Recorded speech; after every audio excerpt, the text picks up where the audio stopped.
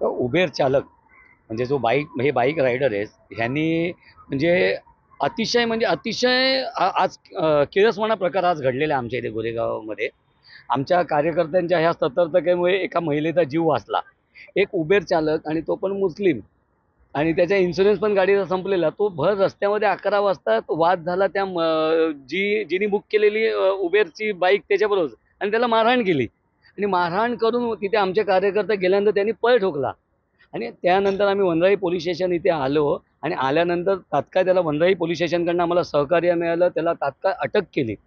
पण आम्हाला हे समजत नाही की हे उबेर चालकचे जे राईड म्हणजे परिवहन मंत्र्यांनी ही सगळी मंजुरी दिली ह्या सगळ्या चांगल्या ई बाईक आणि किंवा सगळ्यांना रोजगार मिळावा, कदाचित एक सुलभता लाभावी त्या हिशोबाने. पण त्यामध्ये महिलांच्या मला वाटतं सुरक्षिततेसाठी काही योजना केलेली नाही आहे. बघा, आमचे सक्षम मुख्यमंत्री आहेत देवेंद्र फडणवीस साहेब.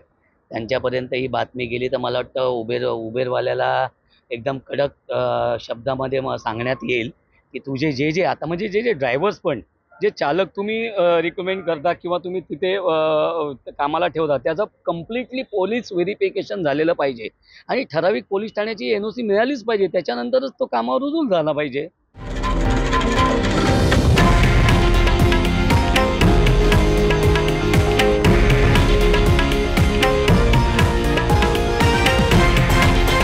हे आहे देशातील नंबर 1 न्यूज नेटवर्क आणि आपण पाहत आहात TV9 मराठी, एकमेव.